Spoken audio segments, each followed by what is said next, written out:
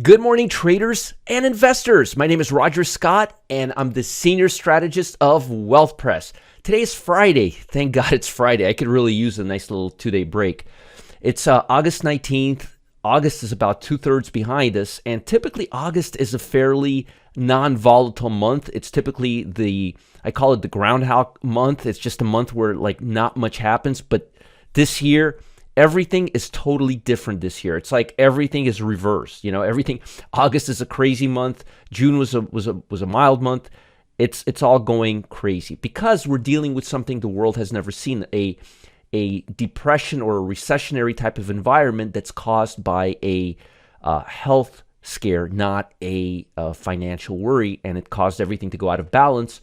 And now we're trying to recover all of that. Remember, whatever thing goes left, it has to come right to balance out, and that's kind of what we're dealing with right now.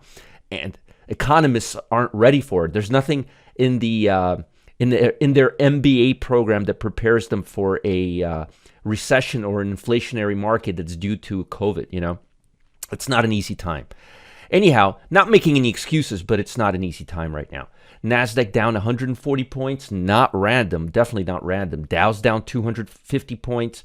Definitely not random. Now, typically, if you'd see the Dow down 250 points, you may get a little nervous. But now that's just how things have been. I mean, I was showing you how volatility was 750 points a day on the Dow. Now it's about 400, but it's still pretty much out there. So the market's going to open up lower. We had a lot of news this week. For the most part, the news was not that bad. Retail sales was not that bad. Industrial production was actually better than expected. Somewhat. Manufacturing wasn't that bad. Existing home sales were not that bad. There was nothing shocking at all. And I'll talk about the minutes in a minute. But it was a fairly mild week for Fed data where we got a reinforcement that info that's coming in is not as bad as it once was believed to be the case. And investors and traders and people are spending money. The number wasn't great, but it wasn't that bad. Let's talk a little bit about global economy. So, fewer Americans than expected filed unemployment claims this week, the Labor Department reported yesterday. That might reinforce sentiment that the Federal Reserve, the world's biggest economy, can, and I agree with this, tolerate more rate hikes to cool inflation, which is running at a multi-decade high. We need it, and we have confirmation. And there's a chance that what they've been doing is actually working because CPI and PPI appears, toes and fingers crossed, to have peaked. Minutes of July's meeting released Wednesday say inflation is too high and made it clear that central banks will need to keep taking action. They've been taking action by twice this year, by 3 times the normal amount, and I believe they're going to continue down that road. Honestly, maybe in September they'll go down to 0.50, but don't hold your breath. It's going to be either 0.50 or 0.75. It's really not going to be any different unless there's some major unforeseeability that I'm not aware of right now, and that really hasn't been the case. Data on Wednesday showed retail sales for July held steady with the previous month, despite concerns that inflation might depress consumers' willingness to spend. I think investors are being more picky and more selective, but they are still spending. I think a lot of it has to do with the stores not caring what investors really want. But at the same time, Target came out. They said their numbers are down like 90%. So we got to take it case by case in this situation. I need a swig of something early in the morning. Fortunately, it's a soda. After hearing this. So today we have Deere and Foot Locker. I think Deere will be fine. They haven't been impacted, and they have a lot of government contracts, and they're still riding the new housing starts, which, I mean, and remember, commercial real estate is doing okay right now. But Foot Locker, I'll be very interested in seeing how Foot Locker does because, A, Foot Locker will have a major impact on Nike. It's really a retail store for Nike, or at least it's been for the last several years. It'll also give us an idea of how retail is doing because Foot Locker, tennis shoes, really, really big, and it's not something people need. It's something people want for the most part. So I'm very curious to see how this stock does and what their forward-looking statements are.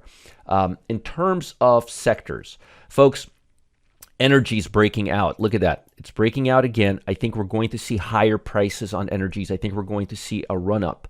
If you look at the sectors, energy is leading cumulatively again. 12.47, they overtook utilities. But this has to cool off. Consumer discretionary, notice it's away from technology. That's fragmentation. Consumer discretionary is cooling off. I think consumer staples and healthcare are coming up. Now, on a monthly basis, consumer discretionary is still number one. I can't say for sure because I can't say I know. I can't predict the future, but I'm going to tell you something. I'll get into this in a minute. I'm about 99.999% sure that consumer discretionary is going to take a hike, and I'm going to show you why, and I have a very good reason to think that. Look at consumer discretionary. Look at the number of stocks trading above the 50-day moving average, and look at the number of stocks trading above the 200-day moving average. That ain't going to fly. That's a plane with wings that are this big. It's got a great engine. People want to fly it. They're really bullish. They're buying the tickets, but it can't get off the ground. This number has to be this number. And this number can be this number, but it can't be the other way around. This is the 200-day moving average. This is the number of stocks. 24% of stocks trading above the 200-day moving average. That is a bearish sector. Same thing with communication services, which is also an extension of technology. Infotech, 42%. Anything in red here is really vulnerable. And consumer discretionary is really vulnerable. You want to see what's safe? Consumer staples, energy, industrial, and utilities. Everything else is danger zone. Danger zone. Look at Russell 2000. 44% of stocks trading above the 200-day moving average. This is a market that's trying to sucker us in. Let me show you the S&P 500. This is the S&P 500 stocks trading above the 50-day moving average right now. Wait till you see this. Here's a max chart. Look at where we're at right now. This is 2007. I'm going back 15 years. This is as far back as it goes. I can't go back further. It only goes to December 2006. Look at where we're at right now. I want to show you this. You got to see this with your own eyes. Hold on. How many times have we been up here in the last 20 years? Or whatever, 17 years? One time? And this is the COVID recovery. Look, May 2020. Look at what happened after that. That's after that huge sell-off that we had, much like the big sell-off we had recently. Look at the recovery. But, look at the problem with that. Now look at the same thing here. We're just here. We're nowhere near here, and that's already up there. So this is a sector that really needs to cool off hard. So I'm expecting consumer discretionary to cool off. And I think defensive stocks will come back into vogue. It'll look a lot more like energy, utilities, industrial, healthcare, basic materials. I think that is going to come back. Now, I want to show you something cool. I think you guys are going to like this.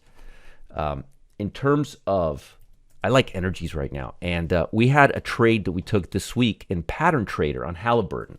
Now, we got into this trade, let's see, 17th. Let me just go here. I want to show you this. This is cool stuff. We got into this trade right here on the 17th, right there. Look at that. And we got out right there. Pretty cool, right? It made almost 42%, I believe, and we had it for 24 hours. No day trading. But folks, I've been really liking energy, all right? And today, I'm going to be talking about energies at, 1 p.m. Eastern time. So I'm really hot on energies. I think it's the best sector. I think when all of these speculative stocks fall down again, energy is what's going to be holding us up. So I'm going to be talking all about energies, all right? Now, and it's not just because the sector is showing strong momentum. It's bigger than that. Experts are predicting a global crisis this winter, and boy, oh boy, it's going to get cold in Europe, folks, and they have a major natural gas shortage right now. And that could lead to higher gas prices, higher natural gas prices, and food shortages because you need chemicals, and chemicals for food are made out of natural gas. And food inflation,